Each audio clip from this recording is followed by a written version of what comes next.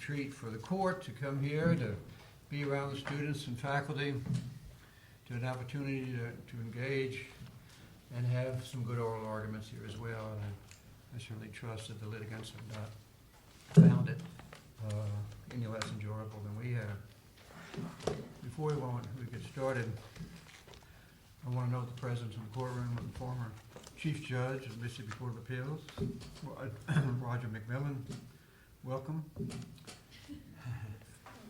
I think his granddaughter may be in the courtroom as well. I'm not positive. So, we have 4 cases to hear today. We'll take a break at some point, I would imagine. First case of the day, Inmarsat Global versus SpeedCast International. Mr. Coffin. Thank you, Your Honor. May it please the court. Shortfall amounts owed by SpeedCast under the party on the terms of the party's strategic alliance agreement are permitted claims within the termination agreement and outside of the scope of the party's 2020 mutual release. As part of their 2020 termination agreements, the parties did execute a mutual release, but they accepted, or they didn't include in that release, any claims for payment for services delivered, I'm going to paraphrase, under and otherwise on the terms of any existing agreement for the period between the filing of the petition and the approval of the agreement, about an 8-month period. SpeedCast continued to buy Inmarsat's Fleet Express services during that 8-month period, and it admits that it got the benefit of the 30% discount applicable to those sales, but it contends it doesn't owe anything more under the terms of the agreement and need not pay corresponding shortfall amounts that were explicitly provided in exchange for that 30% discount. But that shortfall amount was as much a term of the services delivered under the existing agreement as the 30% discount. I'd like to start, though, after that brief intro, I'd like to start by noting that this is a case where the briefing has kind of narrowed the issues, I think. Start with what has always been the case. The parties have always agreed that both the master service agreements, which is the big agreements where that the parties agreed that the services were provided under because it set out generally the terms, and the strategic alliance agreements which set the price terms and other terms of these specific sales. The parties agreed that those are existing agreements as defined by the termination agreement. Now, critically, though, in this briefing, in this court, SpeedCast now concedes, and it does so repeatedly at page 12 and 22 of its briefs, that it's undisputed that SpeedCast must pay for services Inmarsat delivered under a master services agreement, but on the terms of the strategic alliance agreement. Recall that the strategic alliance agreement simply supplemented or amended the terms of these particular sales, setting a 30% discount and this related payment obligation. So that concession really narrows this dispute because it blows up the district court's reasoning. It blows up the bankruptcy court's. Well, the district court added a reason that the bankruptcy court hadn't, correct? That's correct. Just and I'll simple come sort to of logic of, well, maybe come to it right now. Okay. It is a little not intuitive to think that you would be owed money, a little over $2 million, for a service that was never delivered. If they owed you guaranteed RGU units, but those boats were never delivered, it's hard to think that there was a service delivered for which they owed money. Well, so I want to walk through the agreement as to why that is. Now, why which that is agreement? the master We're service? talking about the strategic alliance All right. agreement. Paragraph 2.2 of the strategic alliance agreement explicitly says that the SAA sets special pricing and terms for a 5-year incentive plan detailed in Schedule A of the agreement, and to leave no doubt, says in parentheses, FX, GX pricing and alignment. That's what it's talking about there. So By its own terms, the SAA sets the terms of the sales under the MSA. And remember, going back to the language of the termination agreement, the release, Yeah. the permitted clause definition, it is under and otherwise on the terms of an existing agreement. So the deliveries here, there were 8 months of sales under, as a matter of fact, when the termination agreement was entered into. But I'm just gonna ask you to come right back to my question. What was the service delivered?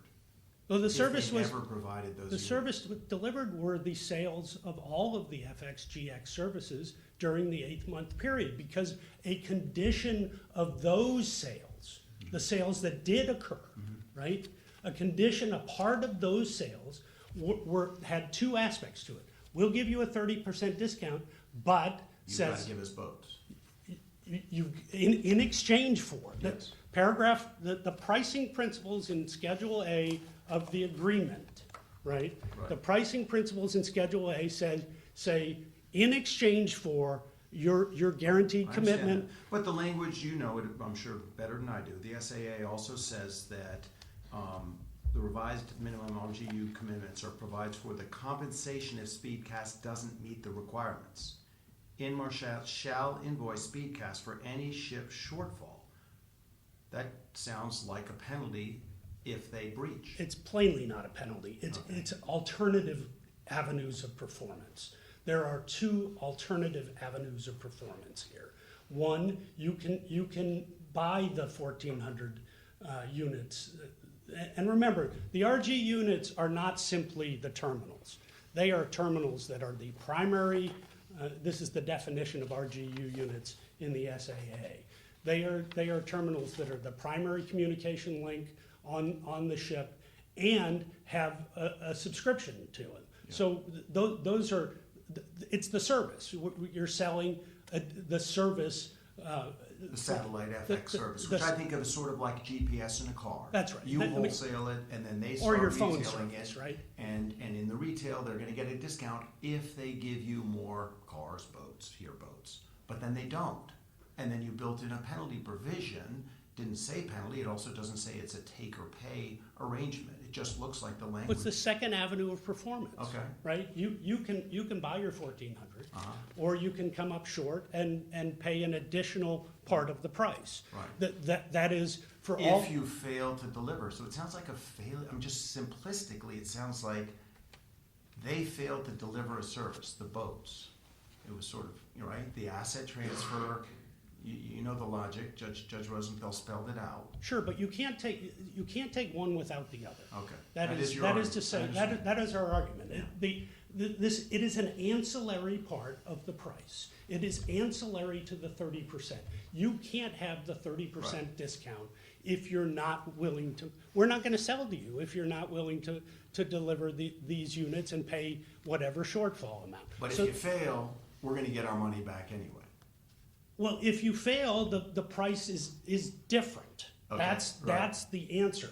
If you fail, 30%, it's 30% plus. It's 30% plus that supplemental payment. That supplemental payment is still a payment under the language of the For termination. past services? For the services during the 8-month period, for that whole, for all of the services delivered during that Mm-hmm. Okay. 8-month period. Yeah, I understand the argument. It's an ancillary part. It wasn't, by the way, my questioning is only something that the district court adopted, right? The bankruptcy court didn't adopt this. Bankruptcy court didn't reach this. So right? you may want to back up and get to that, or you do what you want. Well, I just- no, look, the bankruptcy court's rationale is blown up by the concession. My point on that concession is that the bankruptcy court says, well, these deliveries were only under the MSA, the Master Services Agreement, and since it was only under the MSA and this shortfall amount is due under the SSA, you can't get that. Well, my adversaries here have conceded that we agree with you that it can be under one agreement and on the terms of the other agreement. Well, factor in the termination agreement because,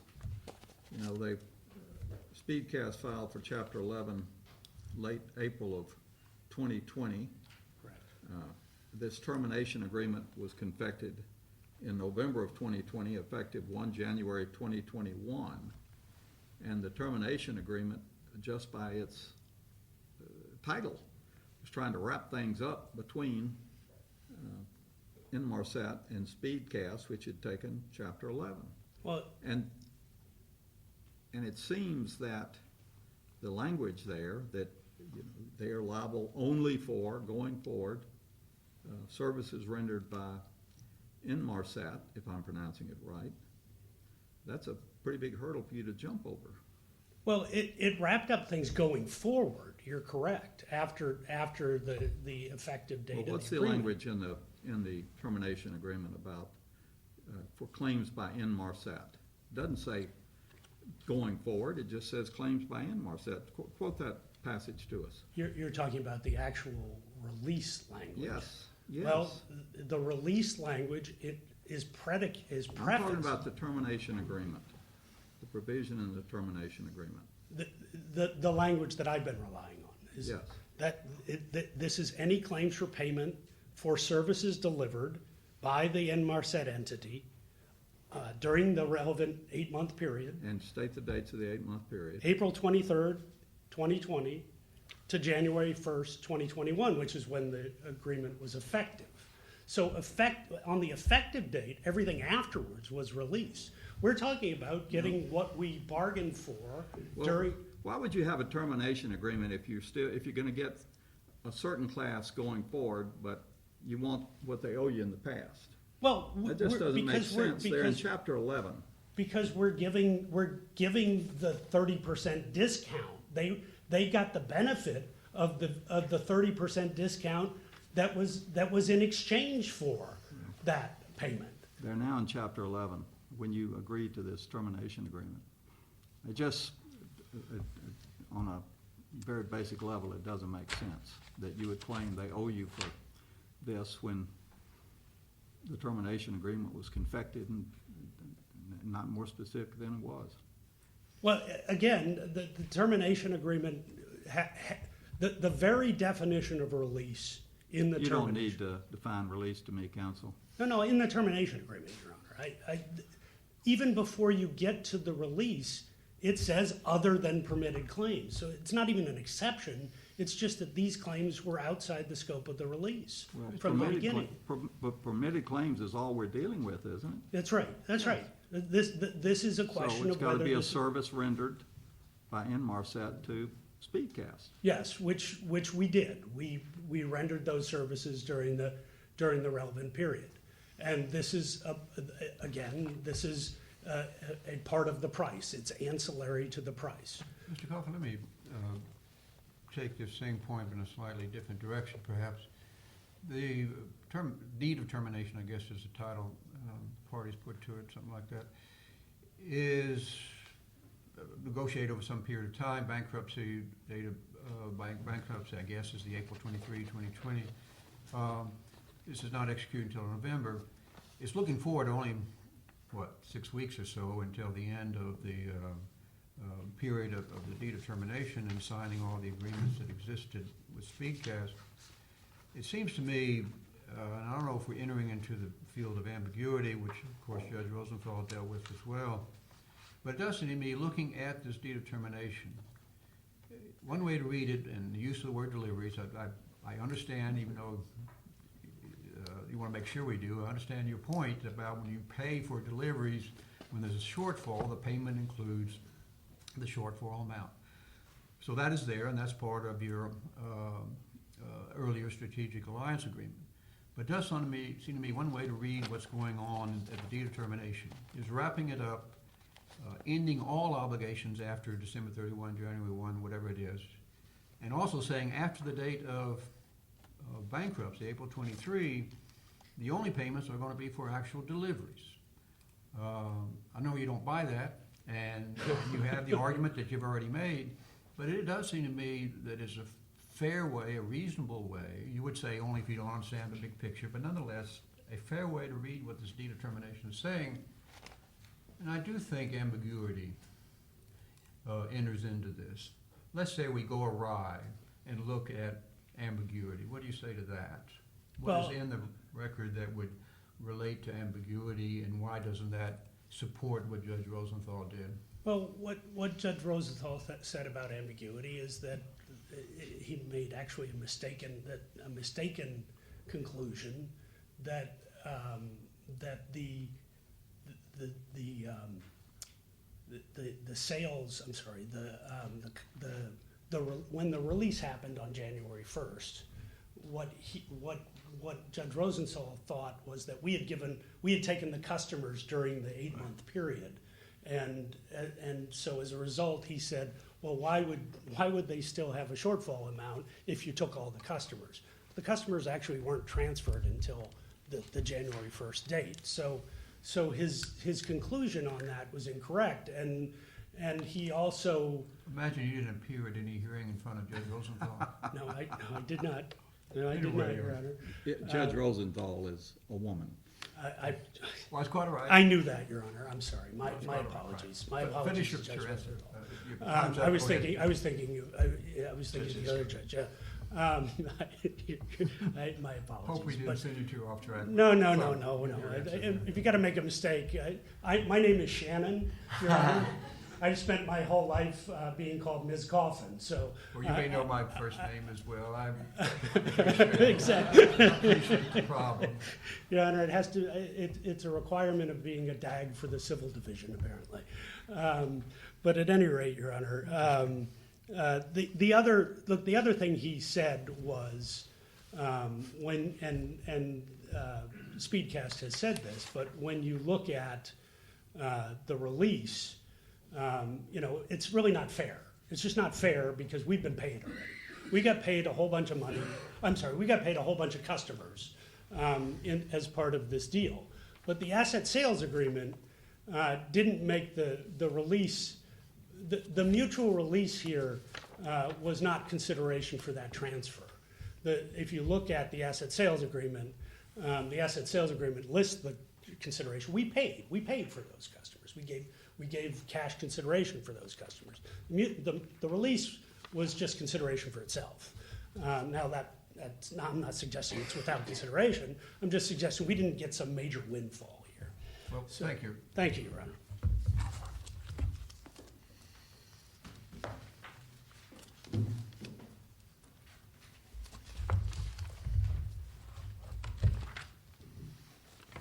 Morning, Your Honors. The district court correctly rejected Inmarsat's attempt to recover on a claim that had already been paid to release. As part of a settlement agreement and in exchange for valuable consideration, Inmarsat agreed to an exceedingly broad release of any and all claims it had against SpeedCast, with a narrow exception. That exception for permitted claims was limited to claims for payment for services delivered by Inmarsat to SpeedCast under and otherwise on the terms of certain prior agreements among the parties. Have you conceded that both agreements, the Strategic Alliance and the MSA, are both involved here, as your friend on the other side was saying in his argument? Yes, Your Honor. The termination agreement is clear that Inmarsat gets paid for services it actually delivered, and it has been, and at the price set in the SAA, the Strategic Alliance Agreement, and it has been paid for those claims. The claim for a shortfall amount, which is what's at issue here, is not a permitted claim. The shortfall amount is a claim to enforce a penalty, a contractual penalty, for customers SpeedCast failed to refer, for its failure. I do think that Mr. Coffin has a fair argument. That's part of the payment for deliveries. And it was set up, and you need some clarity in the deed of termination, it seems to me, because that was part of the payment. I mean, it's a matter of semantics. You can call it part of the payment, you can call it penalty, or whatever else, but it does seem to be part of the computation. Whatever your shortfall is, here's how we compute what you have to pay. So, I mean, I know what your briefing says about that. I mean, I'm just trying to figure out, under two plausible interpretations, I'm not saying ambiguity yet, but why isn't that a fairly reasonable interpretation, that that's part of the payment, the shortfall? Yeah, Your Honor, I think you start first with the release in the termination agreement, which was very broad, and then it doesn't, and so it releases any and all claims subject except for permitted claims, which puts you right at the problem. Right. So where I'm going, Your Honor, is permitted claims doesn't say any and all claims under the SAA. It's very specific. It says claims for payment for services delivered by Inmarsat. And you don't know about the shortfall until you know what services have been delivered. Well, that's correct, Your Honor, but they're inversely proportional, right? So the fewer services delivered under the agreement, the fewer services Inmarsat actually delivers, the greater the shortfall amount. So it's clear from that, from the illustration there, right, that the shortfall amount covers the gap for what was not performed, for what services SpeedCast did not initiate and what Inmarsat did not provide. What is in the record, or you may not be taking this position, so we start there. If you are taking the position, what is in the record that the shortfall is the reason for this dedetermination? Shortfall is the reason, maybe even for bankruptcy, but we don't have to go that far. It's the reason for the dedetermination. Sure, Your Honor. There's several places. I'd first direct you to the motion to approve the transaction. That's at 257, 258, and 263 in the record. And there it's very clear that they say retaining the business, retaining SpeedCast's resale business, would impose a burden with an estimated negative impact of $53 million for fiscal 2020 to 23. So that covers the 2020 period. What's the fiscal year involved here? It's the same as calendar year. So so all of 2020 is included in that range. That's correct, Your Honor. And it says and the sellers, the debtors here, do not anticipate such targets being met. The premise of the negotiations really started and I'm quoting now from 258, in June 2020, following continued difficulties in meeting various performance targets and acquiring new customers, the parties began figuring out how to restructure their relationship. If you look at 263, for example, Inmarsat says it expressly agreed to allow the debtors to continue providing services on 600 vessels. The obligation under the commitment was 1450. So it's clear that parties understood that SpeedCast wasn't going to be able to make its commitment, and this is during 2020, and so that was part of the impetus for the transaction. They can go on. There's a declaration that supports the motion. And remember, this motion wasn't opposed. It was actually consented to by Inmarsat. That's at 403. There's a declaration. And so that's one set of documents. There's a whole set of documents about the transaction itself. Now, I know we don't even need to get here if you find that the contract is unambiguous, which I think you should. But you have disclaimed the logic that the bankruptcy court relied on. Is that correct? I disagree with that, Your Honor. I think if you look at the bankruptcy court's decision, and in particular at 678 in the record, what the court is saying essentially there is that no services were delivered under the SAA, and we agree with that, Your Honor. No services were delivered under the SAA. And I think that's a concession. I mean, that's agreement. There's no dispute about that. And Just talk about the point where the judge says delivered its services under the MSA, did not deliver under the strategic. Right. And I think, Your Honor, if you understand, right, that only the services that were actually delivered were delivered under the MSA, and the obligation here that Inmarsat is trying to enforce, the commitment only arises under the SAA, for which there was no. The prepositional and the conjunction argument. I don't think you need to reach that issue, Your Honor. You're just saying there is a sort of premise there that was then elaborated on by Judge Rosenthal. That's your primary argument. That's correct, Your Honor. But when Judge Rosenthal did a third step, which was to say, well, even if it's ambiguous, we'll look at extrinsic evidence and we can conclude. Would you agree that since she's not the trier of fact, we would have to remand, and that would have to be remanded to the bankruptcy court? If we go with the route of ambiguity, she isn't the one under New York law that can make those determinations of fact. Is that correct? Your Honor, I don't think you need to get there for the couple of reasons. Right, and I understand that argument. But if we are looking at this as a point of ambiguity, would it have to be done in the first instance by Judge Isker? Where I direct Your Honor to is the Renaissance Hospital case, which was cited in our briefs. And I think the court there faces a similar situation here, where the bankruptcy court made certain findings or failed to make certain findings, let's say.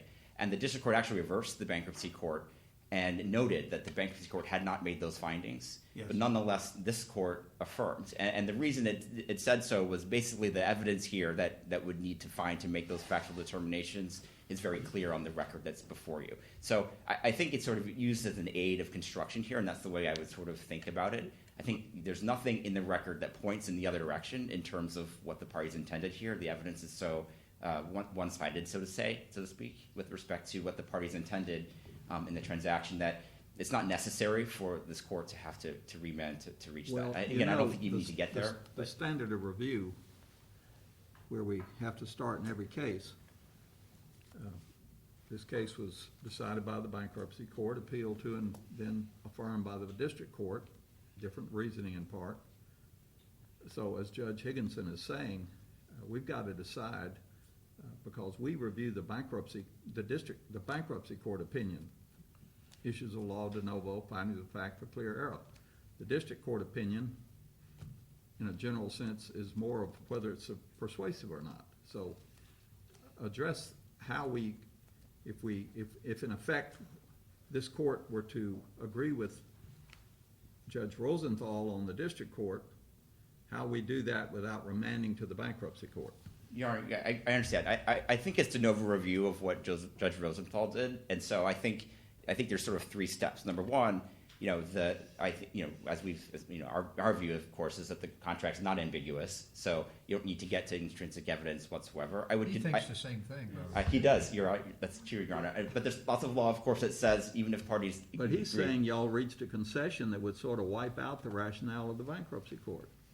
I understand that, Your Honor. I disagree with that for the reasons that we've went through, but I also think it doesn't matter because it's de novo review. I think your review of the district court is also de novo, so.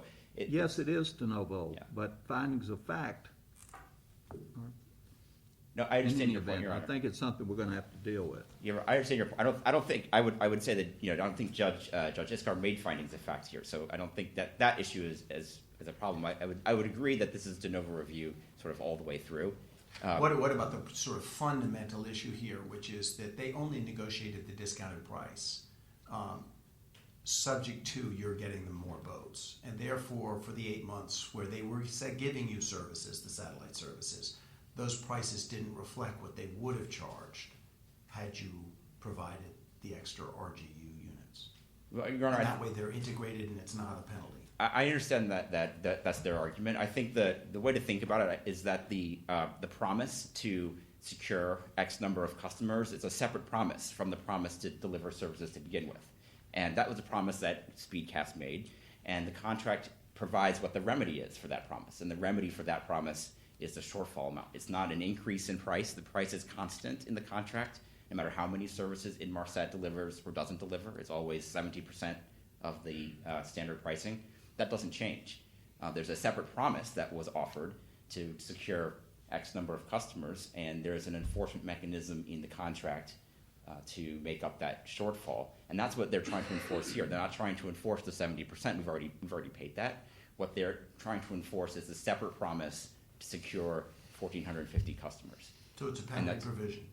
Yes, Your Honor. I think it's a penalty. It's a liquidated damages. And yet it wasn't called that, so would it be an ambiguity that it's a little hard to understand if services delivered could mean this? And I don't think it's an ambiguity because it's precisely for services that aren't provided, right? So Right. So I don't think it's an ambiguity whatsoever in that respect. And again, it's a term of the SAA. That's certainly clear. But the permitted claims definition doesn't include all terms of the SAA. It includes only claims for payment for services delivered, and that was what was released here.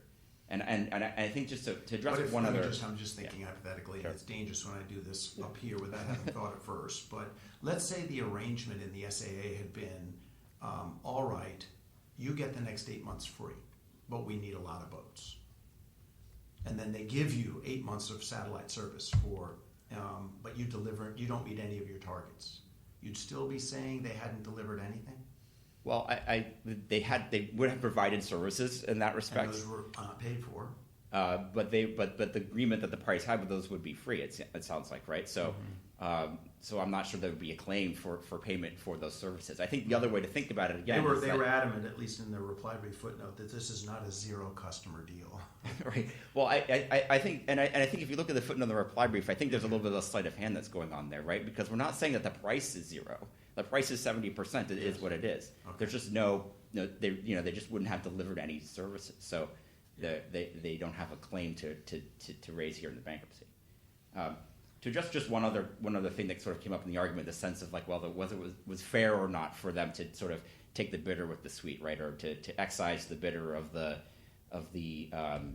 shortfall payment, but still accept the discount. I think there's two things that are important to stress there. Number one, this was all part of a global settlement, right, in a bankruptcy, Your Honor, where there was consideration paid in exchange for these releases. And if you look at Record 624, for example, which is the party's stipulation, they talk about this as a global settlement in which the customers, I think 700 customer contracts, installed inventory, which was the equipment on the boats that belonged to SpeedCast, was transferred to Inmarsat. There was all of SpeedCast receivables were transferred to Inmarsat. There was a mutual release, so SpeedCast gave up its own claims against Inmarsat. All of that was part of what went in here. So it was a rewriting of the party's deal, so to speak, insofar as there was an exchange. And the other thing that to look at too, and this is also at 623 in the stipulation, is that the parties understood that the discount also inured to Inmarsat's benefit. It made it easier for SpeedCast to recruit customers because the prices were lower and they could attract more business. So it's not the case that this is sort of unfairness in any way on SpeedCast's part. It's enforcing a release and a payment that Inmarsat had already agreed to make. All right, thank you, Your Honor. Thank you, Counsel.